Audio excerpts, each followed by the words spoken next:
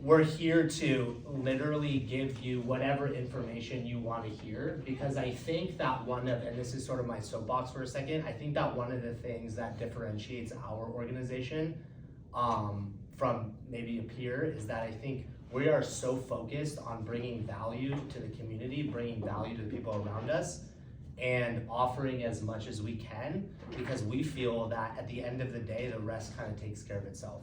You know, and I think there's a lot of, especially in entrepreneurship, there's a lot of, self-fulfilling prophecies, and, a lot of people out for, their own best interests, but there's inherently nothing wrong with that. But I think that what you'll find at the end of this, and I hope you, find this valuable, useful, and informative, is that I hope you take away at least, a couple of key points that you could take into your next year, into your next profession, into an internship. I definitely think that, hopefully there's things from tonight that you can walk away with that could get you into an internship, or get you into, maybe a further understanding of where you want to go with your careers in real estate or something similar. Because at any given point, I definitely want to say that, I can applaud and commend all of you guys for being as young as you are and knowing exactly what you want to get into. I think moreover, being in a club, real estate specific, is an extracurricular area that, you're spending your time and attention that you could be sitting on the couch or, and so I can respect that and I appreciate that. And I can promise you that I'll give you as much as I can. Does that sound good? Okay, so the first thing is the different areas I think that we could be talking about today are around the financial aspects of so I'm gonna switch it up because it's gonna allow me to, further understand, have you guys further understand the different topics.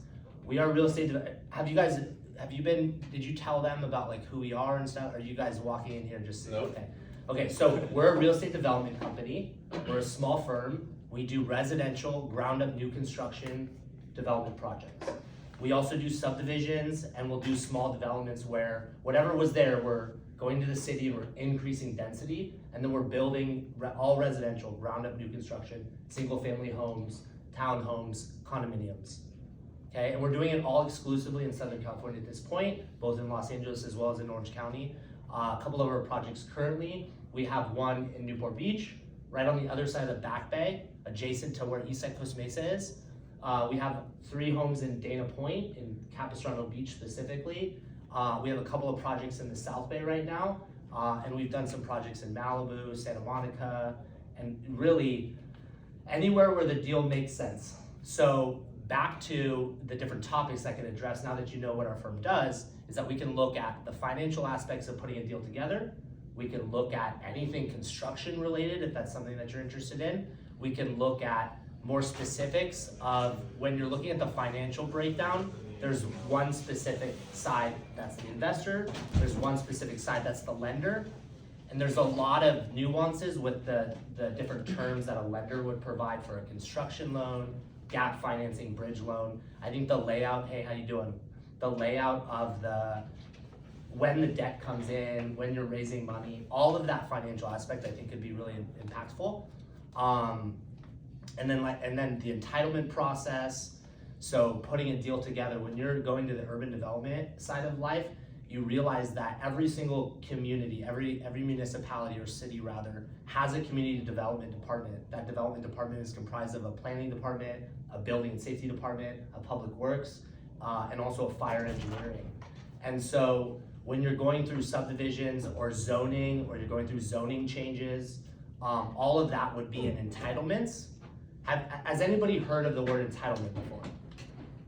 Okay, so one. So it's basically going to a spot. I'll give you an exaggerated analogy here. So you see a shopping center, and then all of a sudden that shopping center gets torn down, and it's 300 apartments in its place.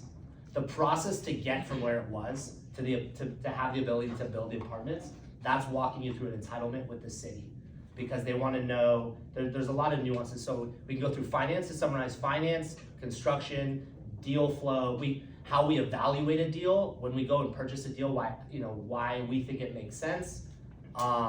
We can go through the lending side, we can go through the way that the capital stack is put together over the course of the project. We can go through the investor side, more specifically some of the contracts or the nuances of investing in real estate, why people are investing. How we can also get into just overall general outlook on forecasting the market, where we think that, maybe the Southern California real estate market is headed. So those are all the topics that we can cover, and I would hope that we can slowly get down toward the ones that you specifically want to learn about, because that's what I'm here to do, is try to speak more specifically to what you guys want. Cool? Is there anything before we get started that you want to hear about, or something I didn't say? I got a quick question. So yes. About you guys, do you guys stay around California or all over the US? So we build exclusively in Southern California. So in LA and in Orange County, we've looked at deals in San Diego. We looked at deals in Encinitas, but for the most part, the reason we stay local is it gives us control over the project. It allows us at any given time to get up, go over to the project specifically, walk, talk, meet whomever. And I think that in order to go outside of the state, it would really have to be a larger project. And we've considered that. I think there's also different codes and different, because we're doing the construction as well. So we operate both the development aspect. The development aspect of a project, really, the definition of that is taking it through the city planning and building and safety to get permits to build. That's what a development does. So when you have a property, I'll give you an example. One of the ways that we started was we purchased land in Huntington Beach. In downtown Huntington Beach, in every city they have a general plan. Their urban development department has a general plan. General plan is, let's say in the 70s or the 80s, they said that Huntington Beach, we wanted to allocate this area for mixed use being defined as both residential and commercial. A common example of that is that you'd see, say, a 4-story podium structure. The first story is ground level retail, and then you have some apartments above. That's your mixed use. Then they want multifamily, which is exclusively residential, usually apartments, and then single family, and then the 55 and over, parks and recreation, and a lot of these different facets are described on a site plan looking at the city from an aerial perspective. That then becomes a general plan. And they say, this area is allocated for downtown, this is all commercial. This area is allocated, and you can see those are then zoning rules. So those are zoning rules that encompass what can be built in that city. That's a general plan. Each city comes up with those, and they come up with those around every 30 years or so. At some point in time, whether it be a political impact or the alike, they'll create specific plans. Those specific plans are more specific to a particular region, and they'll say, okay, this area in downtown Huntington Beach we need more density as a whole. So the politicians or whomever makes those decisions in the municipality says, hey, we would like to make a specific plan referencing the general plan and saying that this one area of downtown Huntington Beach, we want to double the density.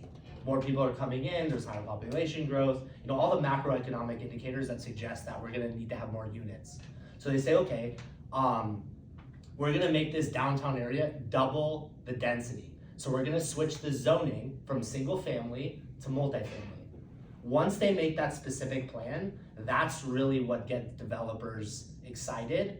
Where we started is we went to downtown Huntington Beach relative to that specific plan, and we started purchasing single family homes that were on a double lot. It was all gridded out. Those are on lot lines. All of the parcels were gridded out. So the entire downtown Huntington Beach looked like this. It was just gridded out.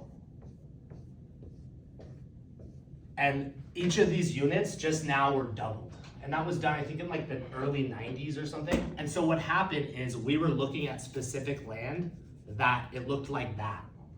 And so we ended up making it like that, putting 2 houses on what was once a single home on a double lot. Whenever you're doubling the density, usually it pencils. And what I mean by that is usually it would be profitable to purchase that land if you could build 2 homes and sell it off in its place. That is the definition of development, is taking, it's a redevelopment or, a better use of whatever the land currently is. Also, variances exist in entitlements. If you wanted to take a commercial property and make it residential, that's absolutely a development. Now, once we get the building permits though, our firm operates the general contracting work as well. And if that's something you're interested in, I know that was something we were talking about, I can explain why we do both of those. But we also, once we get building permits, we take off the developer hat and we put on the hat of general contractor. We execute the general contracting scope. As soon as that's done and we have certificate of completion, we then contact brokers who sell the properties, because we're doing all of this on a speculative basis. So the majority of our development projects are speculative, and we're doing it for arbitrage. We're purchasing a land and we're saying, okay, this land, let's say, is $2 million, and we're gonna build it for $2 million. Let's say one million each unit. And we're gonna sell it for 6, because we're gonna sell each one of those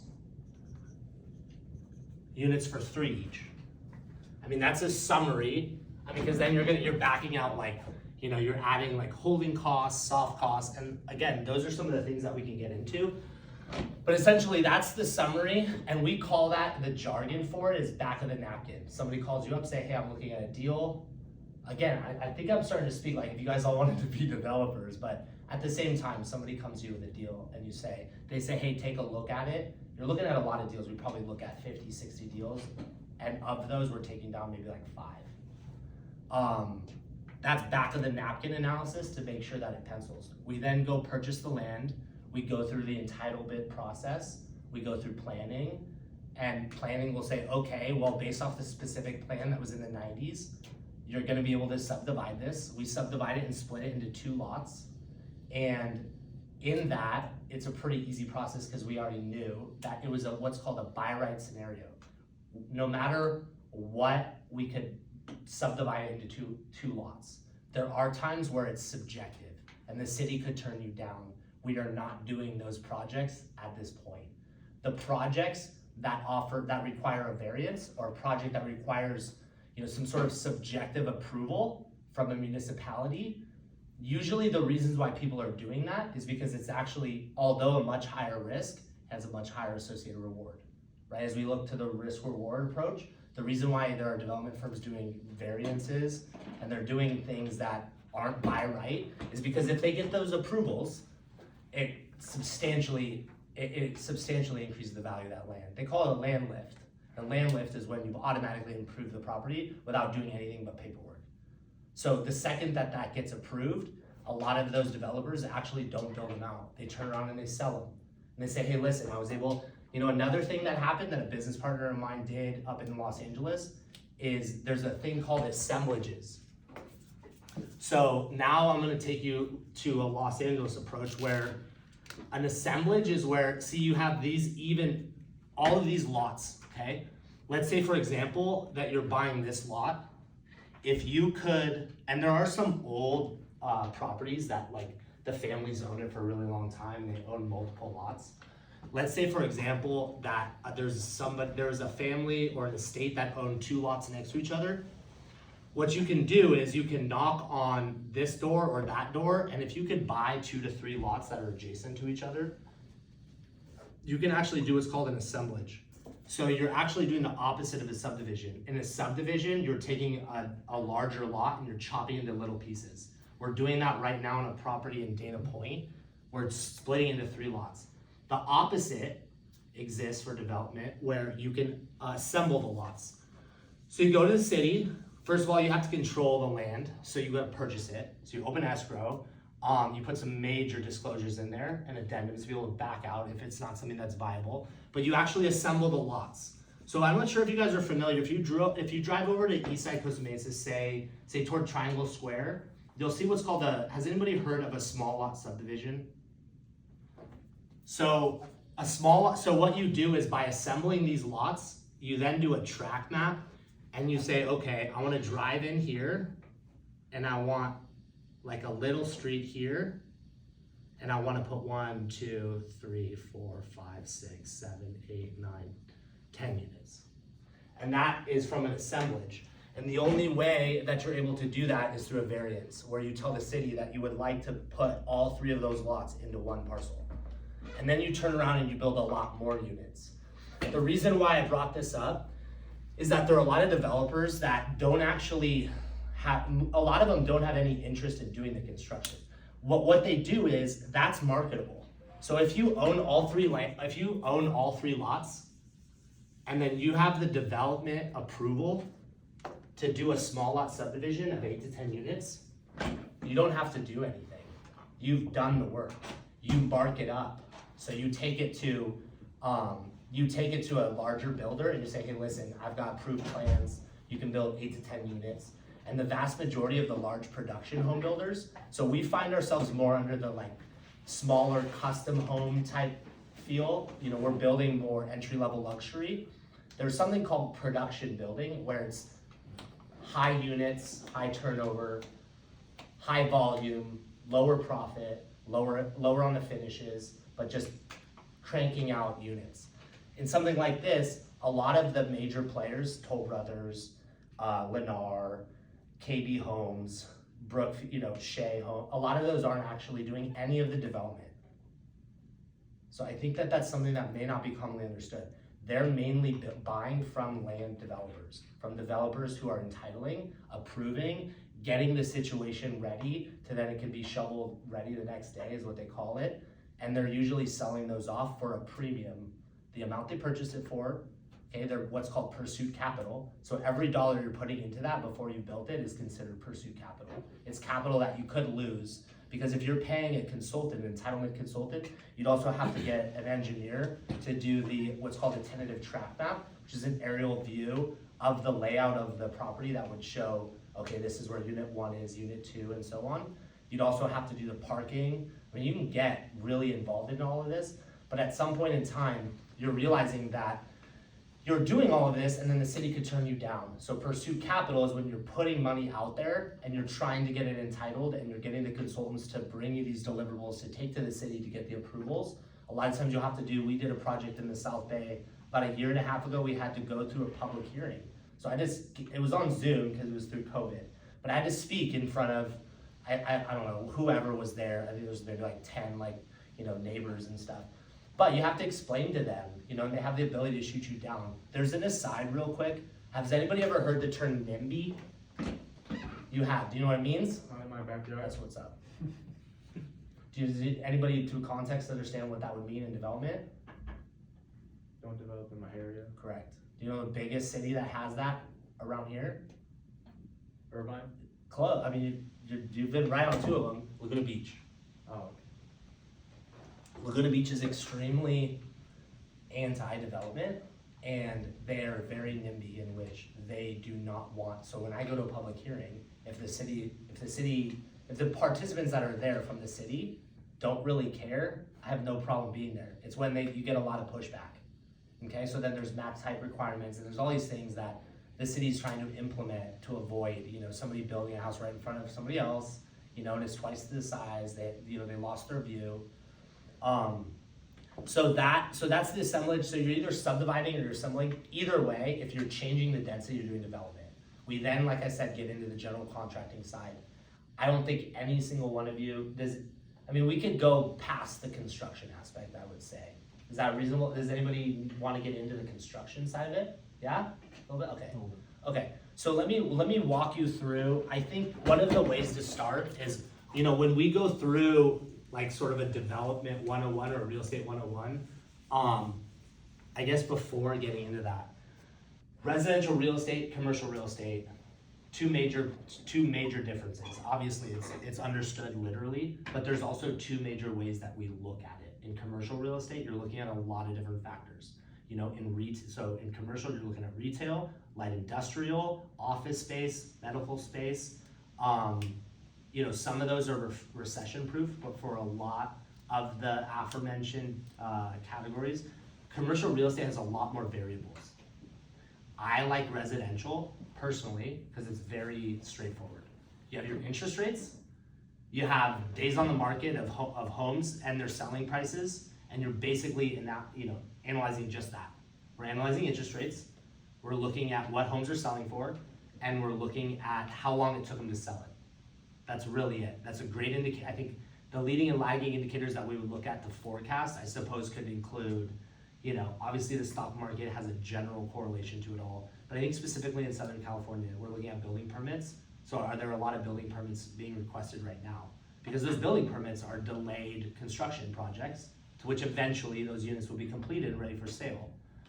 And the money necessary to execute from building permits to completion suggests that whoever's applying for that permit thinks that it's gonna be a productive endeavor. You know, so we're looking at building permits. Are there a reduction in the amount of building permits? Are there an increase? A second thing we're also looking at is raw material purchases, the amount of steel that's being purchased, lumber, et cetera, you know, only addressing the same point. Are there builders, are there developers, are there people, you know, putting money out there and deploying capital to be able to see a return? And if they're having confidence in it, you know, why shouldn't we? It's sort of like in theme, like kind of what we're looking at. But in residential, and there's a lot of developers that, for the most part, I do want to make that distinction clear, because there was even some of our, you know, our own team that was, you know, kind of shaking their heads at the beginning. General contracting and development is completely different. So we are also considering ourselves, I say general contractor because that's kind of, you know, what it really is. We call ourselves more of like the home, when we're thinking of that side of it, we're thinking more of like, we're just a home builder. I think that has a more positively connotated expression to it, but yeah, so when we're, let me walk you through a timeline quickly. Let me prepare this. Nick, can you pass me Yeah. one of those markers? Just toss them. Absolutely. You want more than one? No, that's good. Okay. So I'm gonna give you a quick financial background of like how a deal is put together. Say we go, any questions so far, any comments, anything you want? No, you good? Okay. So when we go to buy a property, first things first is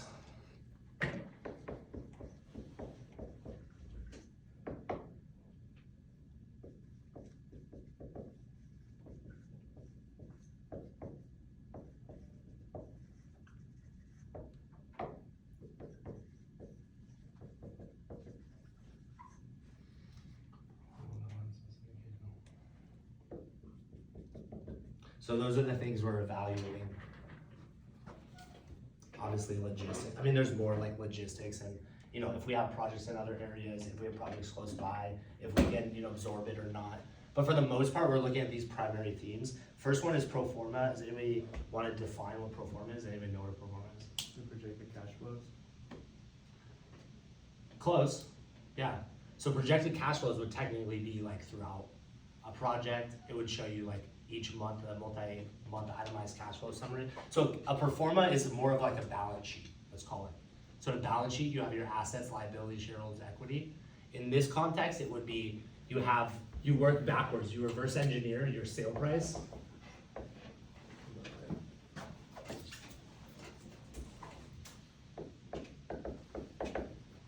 Less broker fees.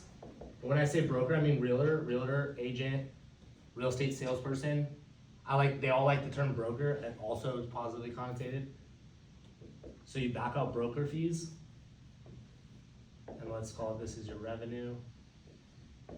And then you're backing out hard costs for construction. Your contingencies. Let's call it your soft costs.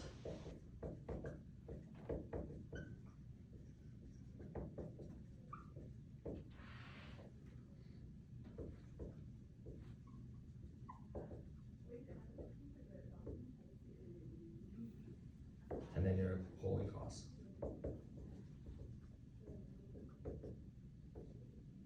And then so this is gonna be subtotal revenue.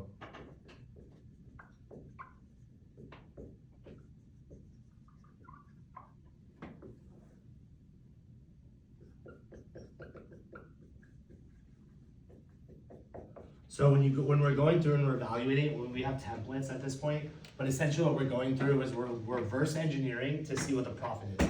So how much could we sell this property for? So at the very end, so obviously at acquisition, we're looking like, okay, does this make sense? Because at the end of the day, the reason we're taking this down is because as a pro-profit company, we're interested in making money so that we could do the next thing. Because at the end of the day, one of our biggest hurdles at this point is opportunity cost. Are we gonna do a project that's really thin? You know, there's maybe not a lot of meat on the bones, as they say. Or are we doing a project that has cushion? Are we doing a project that's profitable? Not only from a profit standpoint, but also from a feasibility standpoint. What I mean by that more specifically is it possible? Because there's always gonna be things happening that you're not aware of, that you don't know, that come up. If you have a large enough spread, you have a little wiggle room.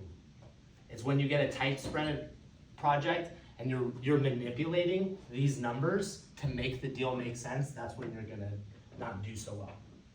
So our sales price, and in order to come into the sales price, the best way we come into a sales price is we do what's called a CMA. CMA is a comparative market analysis. It's a real estate broker that we go to. We say, hey, listen, and I'm gonna use that Huntington Beach. I'm gonna use that Huntington Beach as it's just so easy.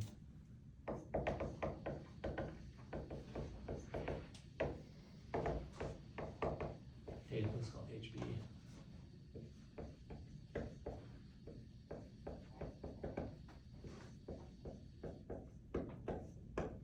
Okay, so we're buying a double lot in Huntington Beach, and we're building two. I think we did like a dozen of these things.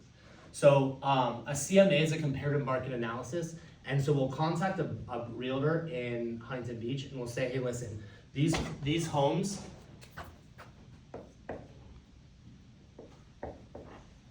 Oops. These homes are going to be 2,875 square feet.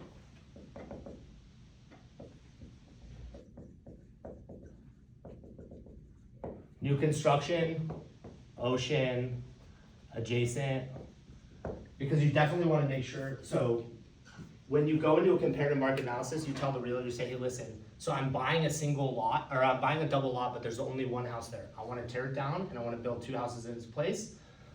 If I build two houses in its place at 2,875 square foot of each property, and they're both ocean adjacent, how much do you think I could sell these for?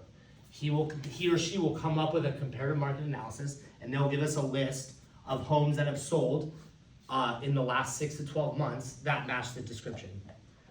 Be sure to remember that if you're using comps, if you're using market comps and it's an oceanfront property, it's not necessarily a good comp. So you want to make sure that it's correlated well to the product that you're going to create.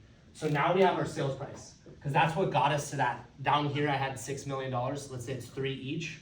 Let's say that they're going to say, okay, well, it's going to basically equal, each unit's going to sell for about 3.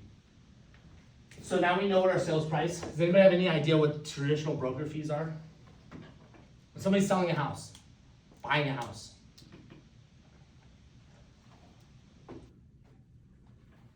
Is that usually like? Who's involved? 3 to 5% of. Yeah, that's exactly right. You got 2.5 to the seller's agent, you got 2.5 to the buyer's agent. Both of those prices can be reduced. They'll like to use the term points too. If they say points, think of it like a percent. If they say I want 1 point, that's 1%. I don't know, it's just clever. You also basis points.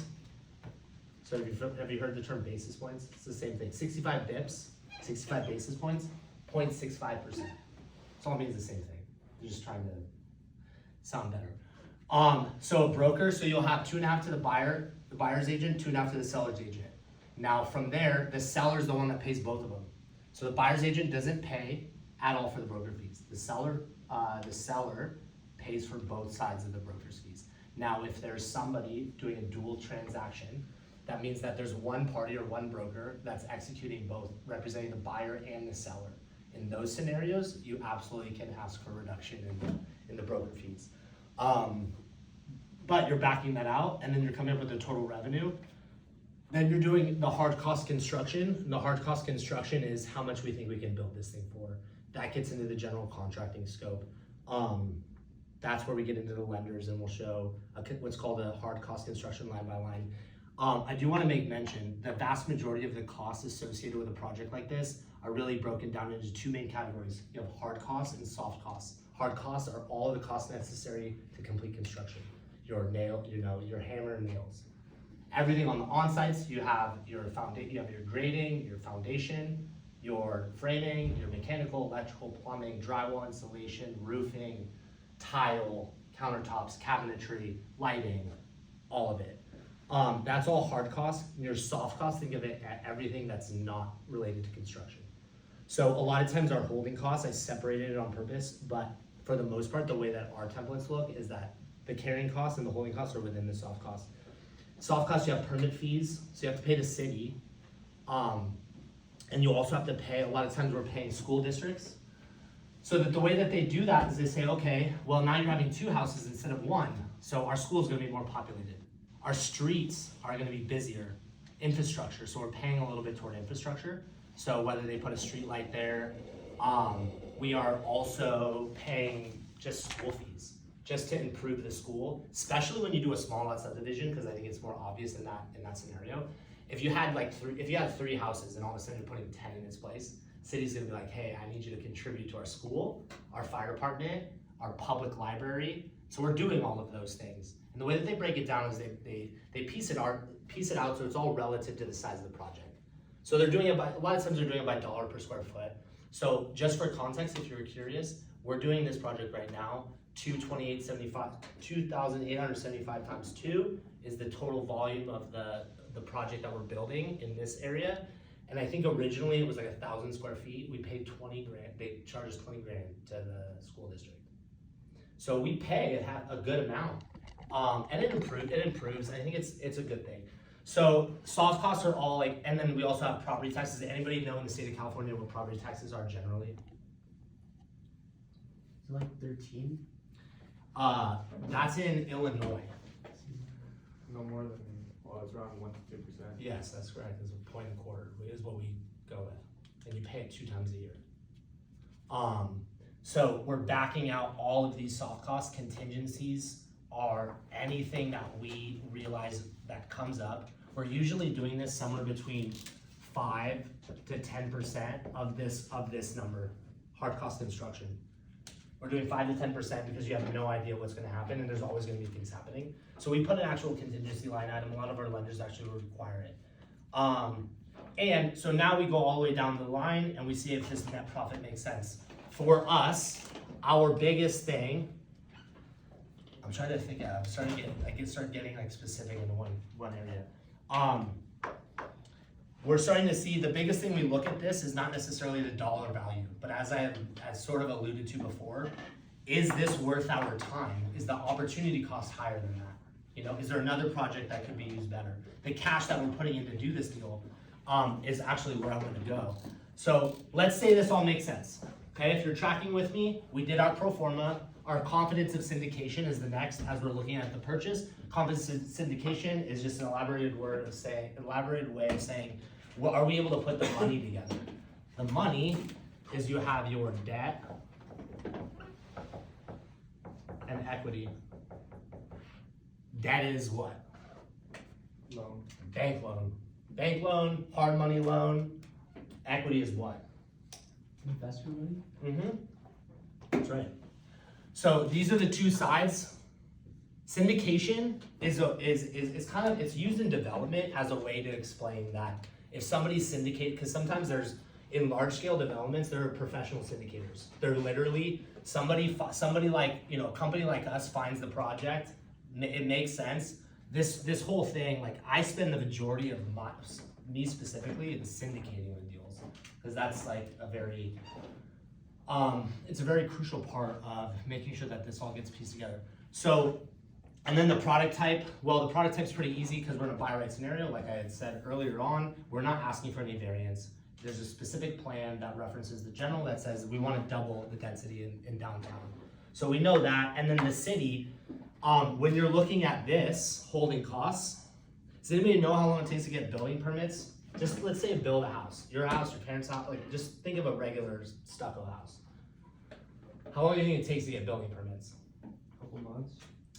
Close. And so if you're like remodeling your bathroom, you may be able to, and I mean that sincerely, you may be able to get it in a couple months. A lot of times we're facing anywhere from 6 to 12 months in getting building permits. And I think just a quick aside, I just want to mention what the different, so when we're getting building permits, we're getting,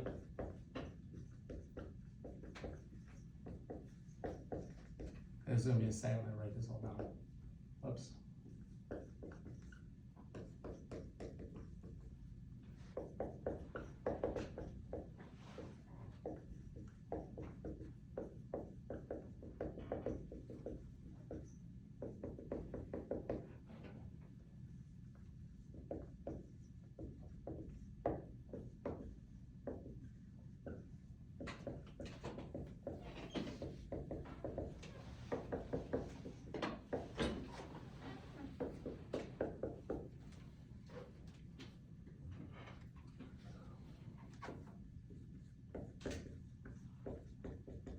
So blueprints is what's commonly known as.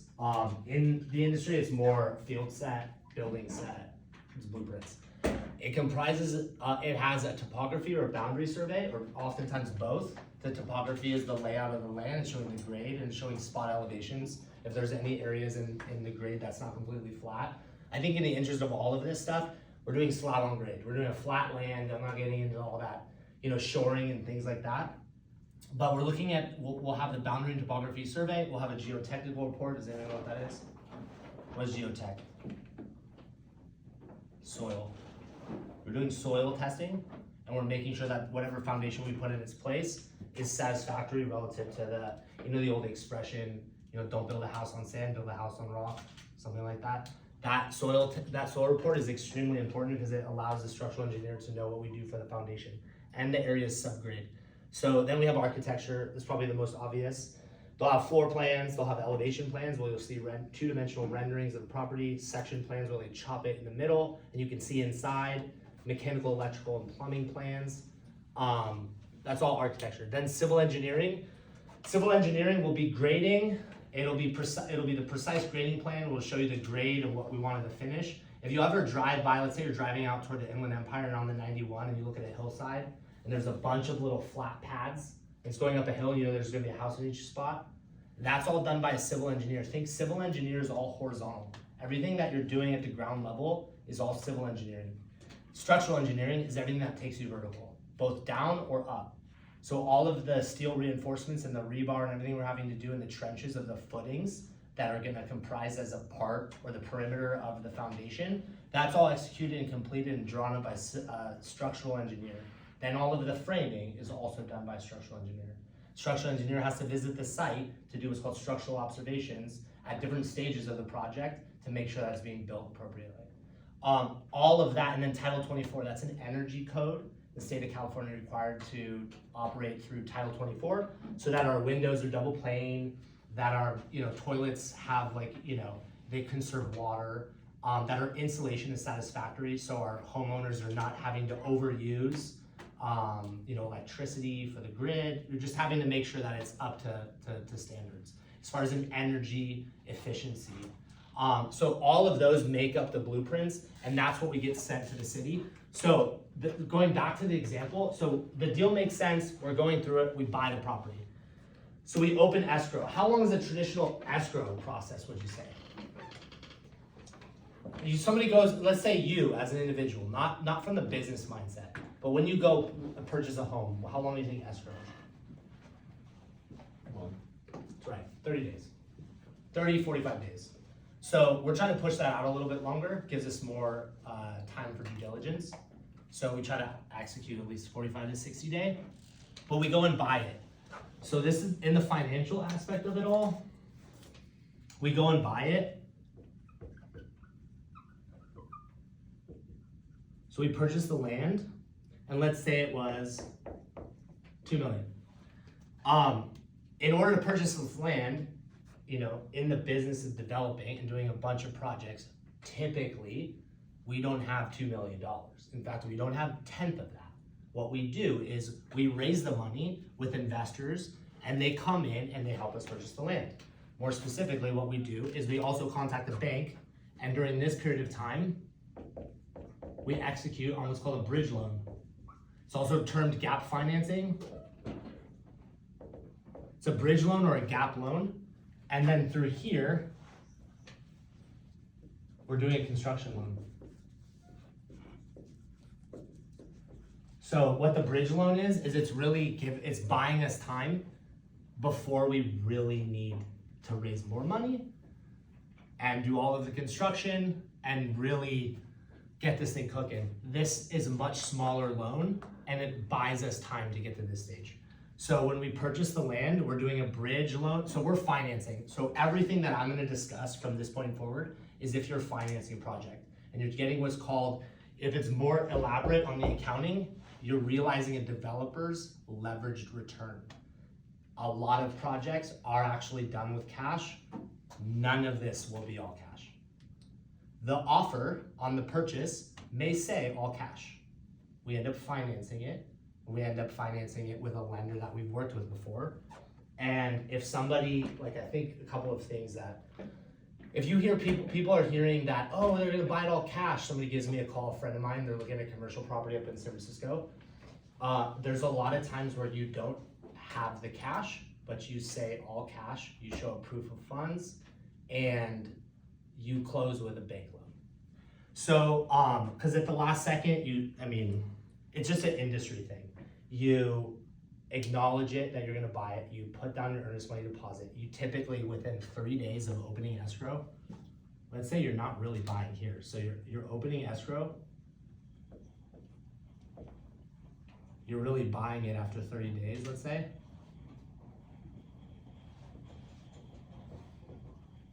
At day 3, you're required to do a 3% earnest money deposit. So you gotta come up with 60 grand.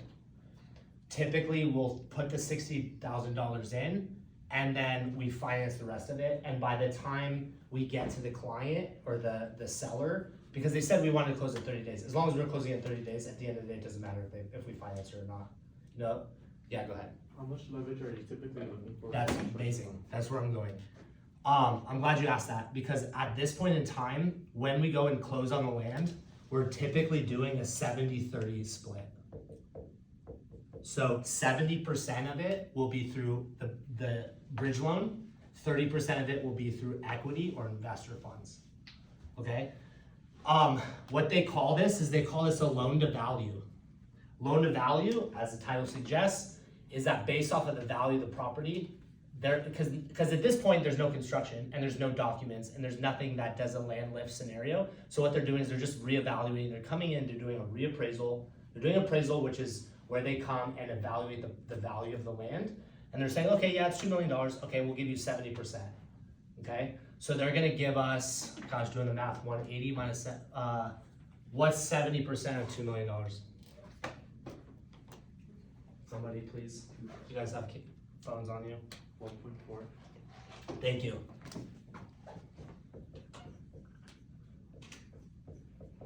So we have to come up with 600 grand, and we typically raise that through private investing. And then 1.4 of it is going in the form of a bank loan. Then we go from here to here. Let's say this is when we get permits. From here to here, it's usually about 6 months, sometimes longer. I mean, there's a couple projects recently that we just got building permits on, it took us a year. But during this phase, there's a couple of things. Sometimes people will say, oh, like, why didn't you just close on the construction loan? Because I'll tell you, I'm gonna fast forward just a little bit so that I can go back and show you why. But once we get the building permits and we get a construction loan, it's right at this time. It's also gonna be like let's call it 70-30 for this content. I mean, it depends.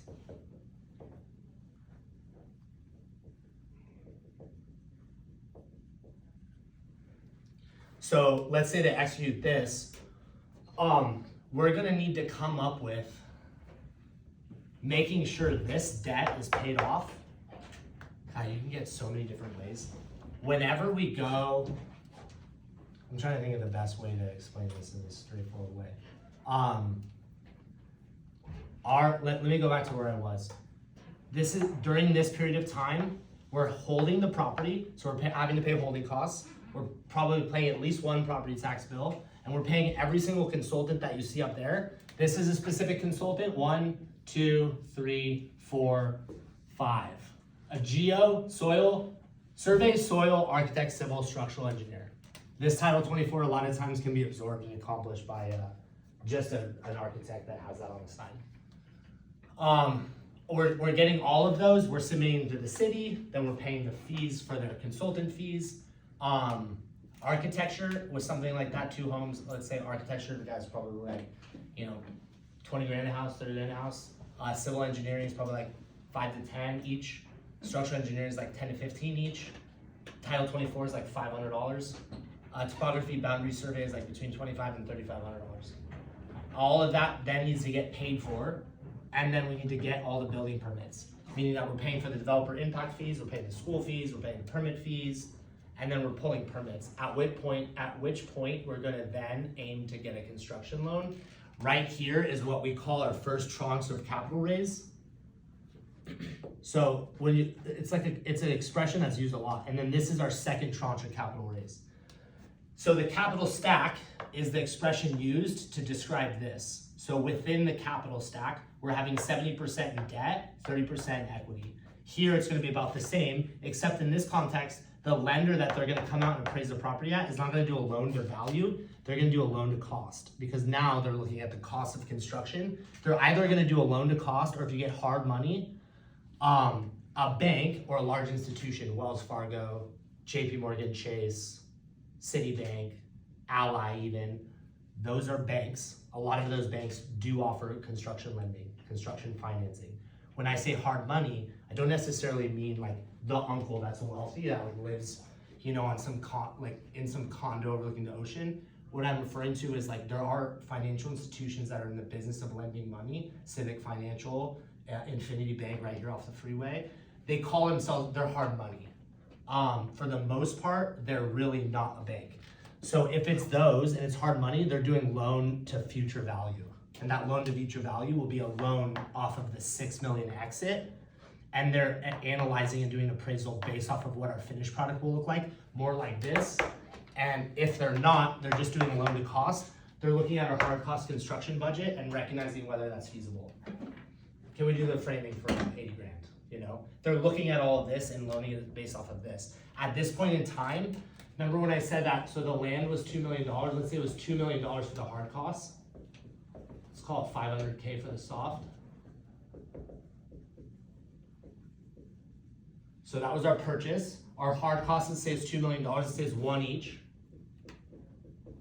And let's say the soft cost is 5, and then let's do 500K holding cost. So when we go to get the construction loan, we're not only looking at the purchase, we have to add all of these in, which is why this is a much bigger situation. Also, when you have, in real estate, the two main documents that explain the ownership of the property.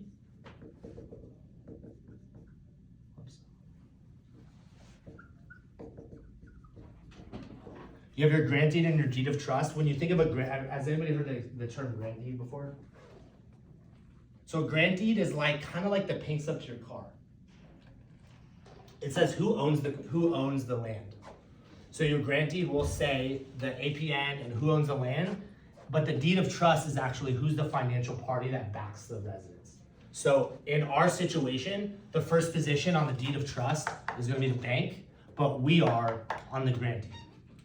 Now, when I say first position, so that's where I'm getting to next, is that in order to get the construction loan has to be free and clear in order to get this. So in first position means that they're listed first on the deed of trust. So if there was ever a default or there was something where we couldn't perform and somebody else is getting the property, it's gonna be who's ever in the first position. And then it's subordinated after that.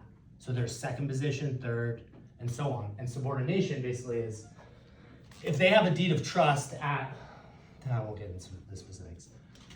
Every single financier that we get to execute the loan side of our capital stack is wanting to be in first position. If something happens and then they get the property, the reason they're lending to us is because that's their collateral.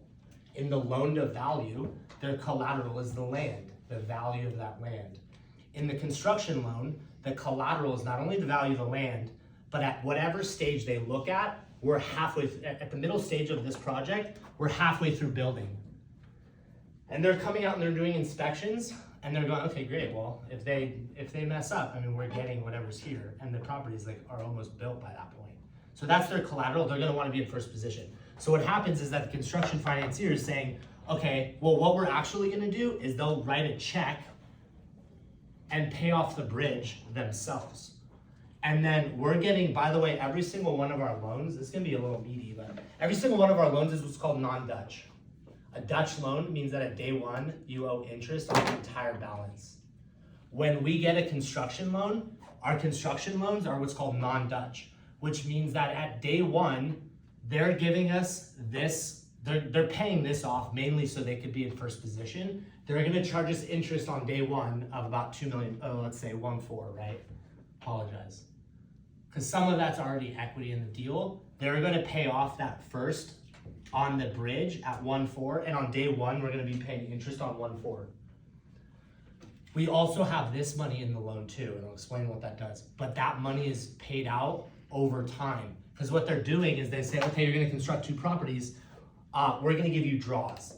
What we have is we understand that it's gonna cost you $1 million to build each unit. We're gonna give you draws. So what that may look like, and that's where the itemized cash flow summary comes in.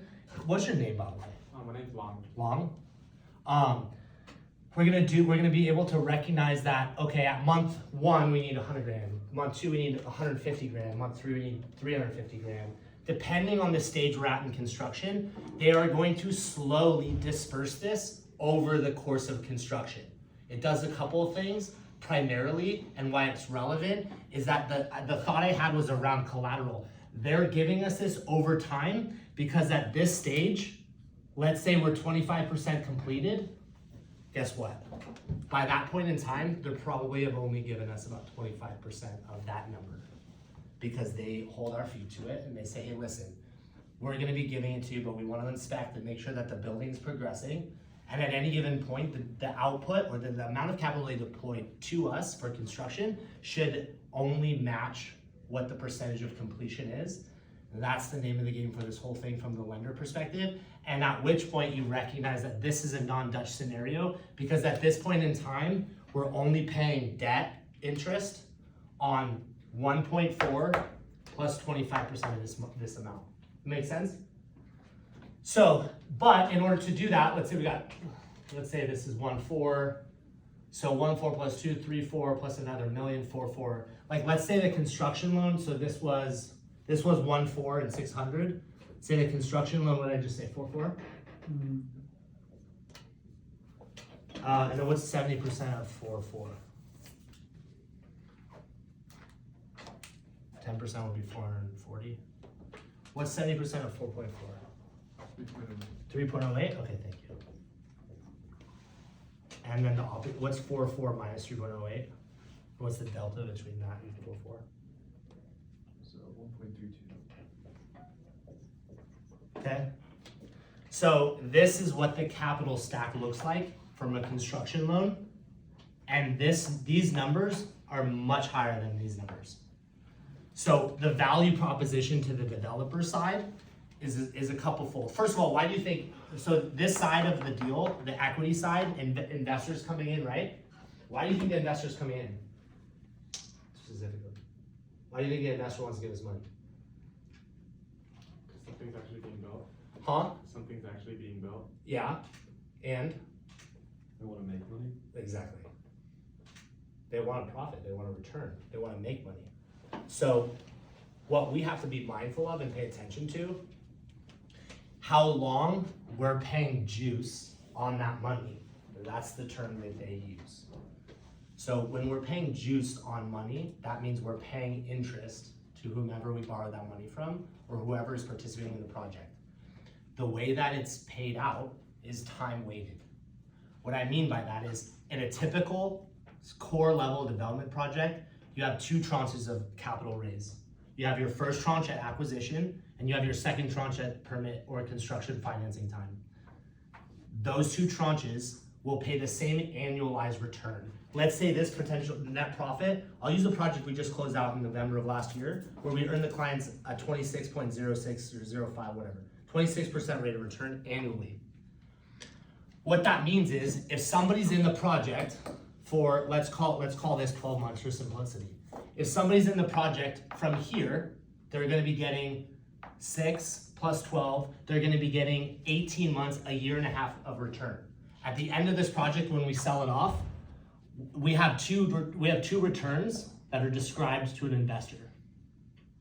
And these are like, I'm intentionally using all of the words that are actually being used. So cash on cash and annualized returns. Cash on cash means that whatever amount you put in, the cash on cash return could be, it's not taken into account the length of time that it was invested. It's straight cash on cash return. You give me $100,000, I give you 130. Your cash on cash return is 30%.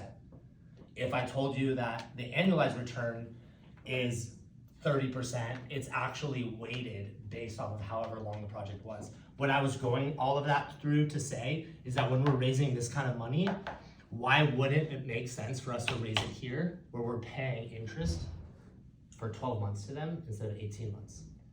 You see that? Otherwise, these people that came in at the beginning, we're paying interest on it for 18 months. This one, we're only paying it for 12. And we didn't need it until then. And when you're buying my biggest stressors specifically in the development project is right here, because we're putting that together and we're buying a piece of land that we literally just went through this. We haven't, we're still digging our teeth into whether the deal makes sense. Sometimes we're backing out. And then the second most intense time is that time right there, right when we close on the construction loan. A lot of the construction loans also have me personally guaranteeing the loan. So, the good news here though, is that, so this is the capital stack at construction financing time, but we already have $100,000 in the deal, which means that they can consider that as imputed equity as it's termed, and we only have to come up with the difference there from 1.32 minus $600,000. So that's what we're still raising. Yeah, what's up, Nick? So you raised money twice. Correct, two Okay. main tranches. And are they usually the same investors or new investors come in? Usually the latter. Okay. Usually the investors got their position, and I also specifically bring certain clients at certain stages. Gotcha. Thank you. So we're still having to raise, it's a lot of, even that, that's a lot of money. So this is why we execute in this fashion. Once we're in a position where we're ready and we have permits and we have runway, only then do we raise the money. We get this done without even this, so that's where I go back to here.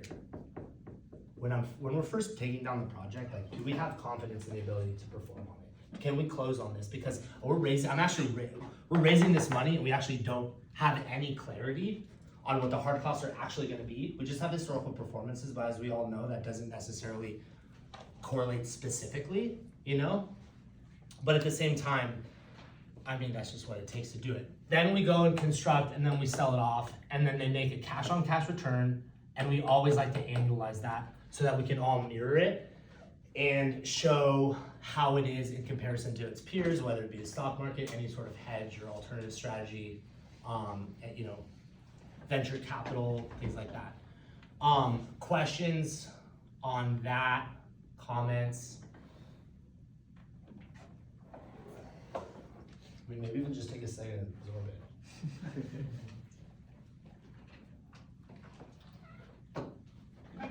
I got a quick question going back to the first steps.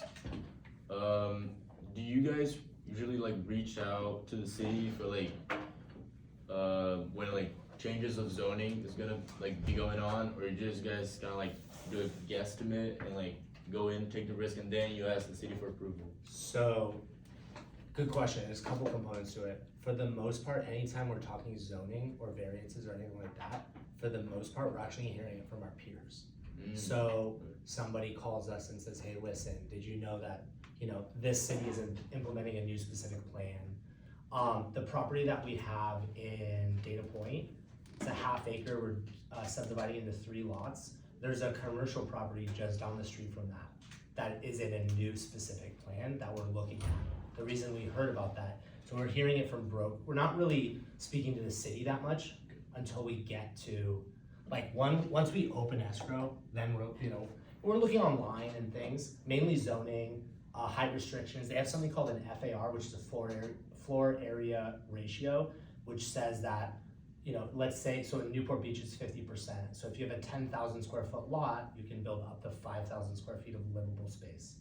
And we typically find that out because a lot of times in our market analysis, when we're looking at the exit of a project or disposition, is that we're looking at what will this thing sell per foot? Because that's usually the easiest way to associate, and better understand, is that we're finding out that this right here is basically gonna be $900 a foot. In certain areas right now, a project in Hermosa, we're trying to exit at $1,400 a foot. The one in Newport, we're trying to do $1,250 to $1,300 a foot. Like, I know that more so than even know the exit dollars. So mainly other parties. Did that answer? Was there any other part Yeah, of that so question? pretty that much was like answered? word of mouth. Word of networking mouth, yeah. Networking, word of mouth. goes a long It's way. typically pretty obvious. Mhm. If there's a large specific plan, like it's pretty obvious. If you drive through downtown Huntington Beach, I mean, there's state streets and number streets between. I like get obsessed over it. It's so literally the second they did that, if you drive through certain areas of downtown Huntington Beach, you will see 2 tall skinnies every 3 or 4 lots. It's because guys like us went in there and put 2 new houses there. I mean, it's literally on every block. Between myself, our team, and a development partner of mine, and a third partner, I mean, there's probably like 35 units in like 1,000 square foot radius, like really, really close. There's like 30 of them. But yeah, the reason I bring that up is everybody was just telling each other, That's nice. you know? Yes. I'd love to learn more about the syndication process. Are you raising capital by presenting an investment committee? Or is it more so just approaching investors and giving them an idea? That's a good question. It depends on the project. It depends on the stage that you're at in your development career or real estate. For the most part, because a lot of this, like, think about this, because I'm saying it through the context of then executing like new construction properties. Think of this also, this could very easily be, you could purchase rentals, you could do multifamily, and you can hold them. For the most part, when we're raising money, it depends on the product type and the experience levels that we have. For the most part, early on, you're literally you're putting your own money up on the table, and you're also raising minor amounts to do, say, a remodel, and you're going to individuals, sitting down at their table and say, hey, listen, I have a project, I think I can make us a 20% return, here's why. Are you interested? As you get further along, you start to get involved with private equity. Private equity is in the business of putting together money and capital, and then you're paying them a minor fee to help you raise that money. At this point in time, we're kind of in a blended approach. We just picked up a new project. We're doing a 22-unit townhome project in Laguna Niguel. It's all gonna have to be private money, private equity, because the dollar values of those are just larger, and those aren't individuals that I personally know. The exit of that is like 31. So the amount of raise we have to do is substantial, and they don't know. I mean, if you are interested in development, the very first thing I would say is that if you had confidence on syndication, you can learn all the rest. This is the area that has the highest ceiling for any and all developers. Is the ability to raise capital, the ability to take it down. There's plenty of projects to be had. We just can't perform on all of them. I don't have a ton of wealthy individuals that are on my favorites list. It just doesn't exist right now for me. What does exist is a bunch of hundreds, couple hundreds. That's what my characteristics look like of our investors. For the most part, it's like 150, couple hundred. It's a lot of money, but that's like sort of what people are bringing to the table. Other comments, questions? And I know it's getting close here. Nick, Yeah. What's your outlook on development over the next year or two? In what area? Just in general, just in your SoCal area. So in SoCal area, I ask you specifically because I think SoCal's gonna do just fine. I think that there are other areas, Dallas, anywhere in Texas, Idaho, Atlanta, a lot of those, Nashville, are gonna hit a little bit of a recession. So does population trends have a lot to do with development, or? Does, yeah. So population growth and the need for more density is what spearheads the political decisions in making specific plans. The population growth is what encourages builders like us to add more units. Because at the end of the day, this whole thing is for naught if we don't sell it off. And so we're paying a lot of attention to population growth. I think Tustin, for example, comes to mind.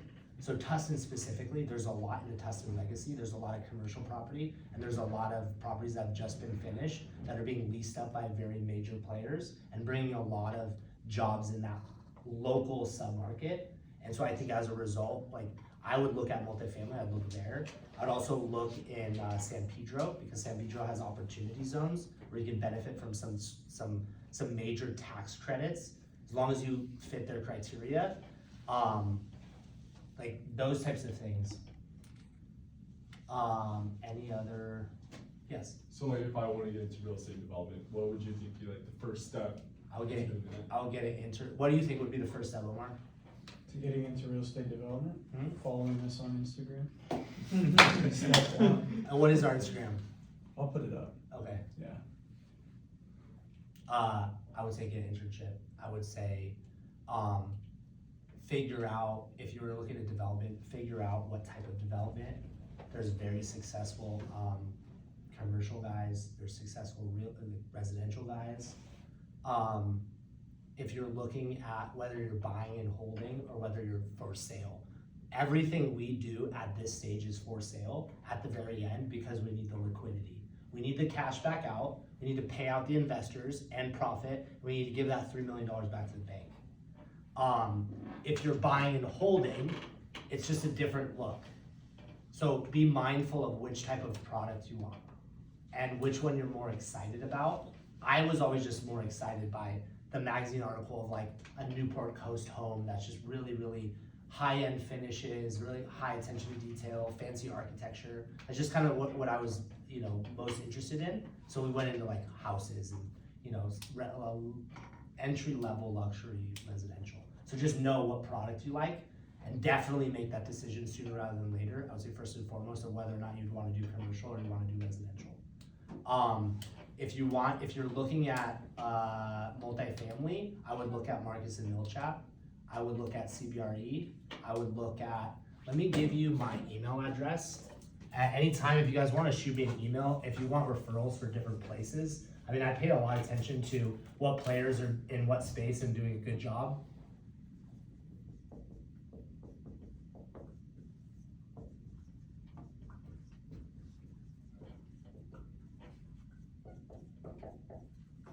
If you like commercial, I would go to Swingerton,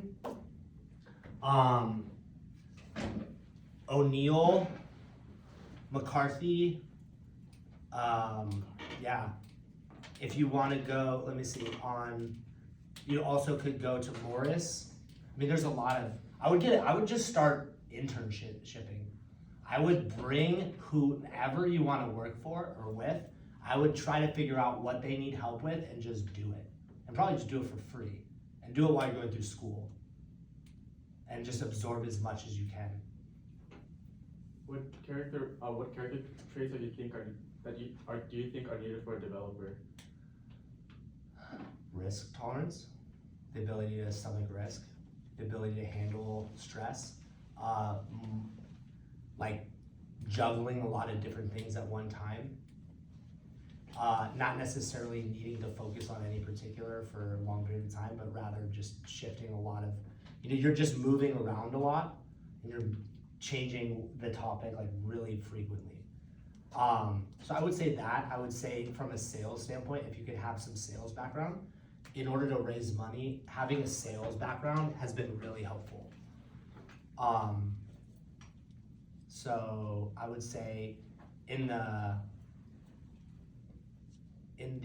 like commercial space, I'm seeing more like, in the commercial space, I'm seeing more people are just being sales reps. They're wanting to trade the land.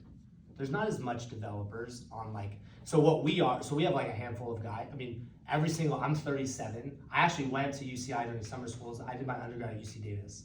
I grew up in Mission Viejo. I was the first graduating class of Tesoro. And like I've always been in Southern California. And the commercial guys usually are a lot older. The residential guys are usually the younger ones. And the ones doing deals are usually the younger ones. Like we're hungrier than there's a lot of developers that are kind of set in their ways, which is fine. It's no problem. But that's why we're traveling all over the place, is because we find the deals that make sense. We're not just doing it in our backyard. I mean, we had a flip in Malibu that we were able to acquire at a substantial discount. We drove an hour and 45 minutes, like multiple times a week to go to that project.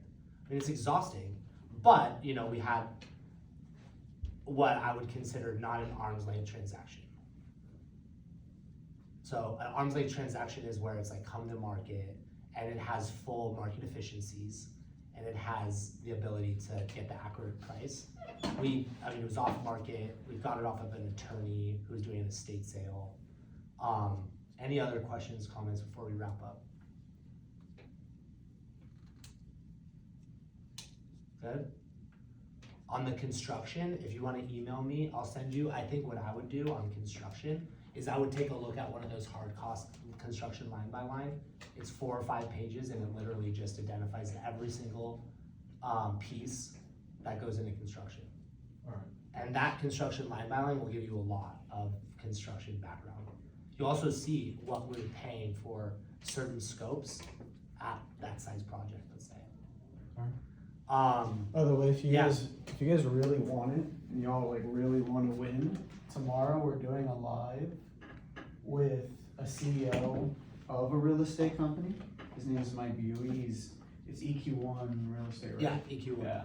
They actually have multiple offices. He flies back and forth from San Jose. So if you guys want, just give this a follow. We do an IG live like every Friday at 1, and we're always posting content like literally every day about all of this stuff. So if you guys are really about it, And on Instagram? that is our No, Instagram. that's what you put down there, okay. I thought you were just saying the dates of the live. No. Nice. So yeah, every Friday at 1. It's like 20, 30 minutes. You just learn. Yes. One more question. No, of course. First, I wanted to thank you for your time and You're welcome. teaching us all this good information. I was wondering, you mentioned that it was very stressful around escrow and then right after you get your permits.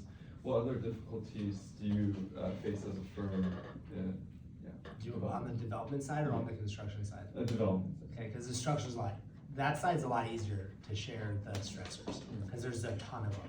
On the development side, the biggest stressors that we face are like, because we're paying attention to how long we're holding it. If the city takes us a year to get the permits, and it shouldn't have, and it should have taken 6 months, that's a major stressor from the development side.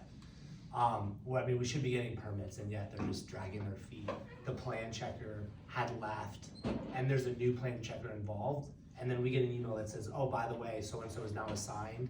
We're gonna need a couple of additional months to review it. It's like, those are the major stressors. I think the other thing from a development standpoint is anytime we're getting these terms with these loans, so our construction and our bridge loans, the terms are starting to go a little wild, right? Because our interest rates are much higher and the associated Fed funds rates higher, and ergo the interest rates that they want to charge us in order to continue to stay above the inflationary risk that they have with not doing anything with their money, it just starts to push it higher. So I would say to your question also the loans, trying to get through that. We'll get an appraisal that'll come in because they're doing the loan to value on the land.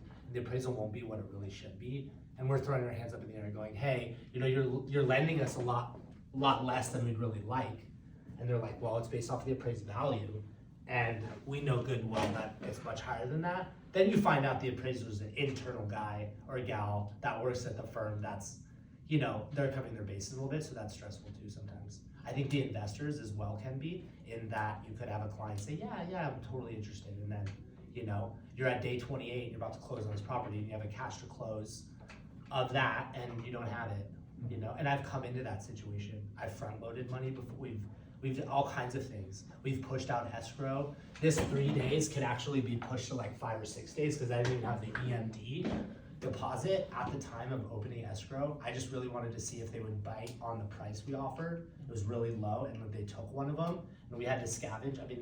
Bringing money to the table, getting the proper debt terms, and making sure that the city's efficient. How's that? Thank you. Well, thank you guys. Appreciate it.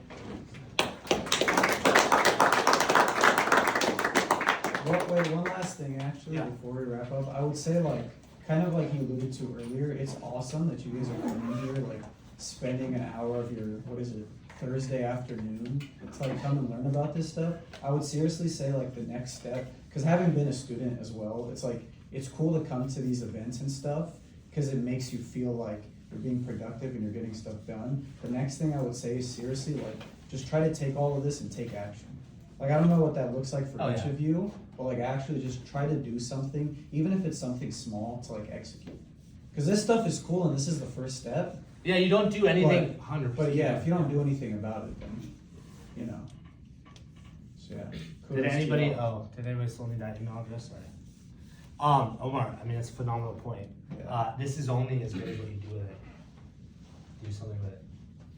Yeah. Everyone want an internship? I want to go. Okay.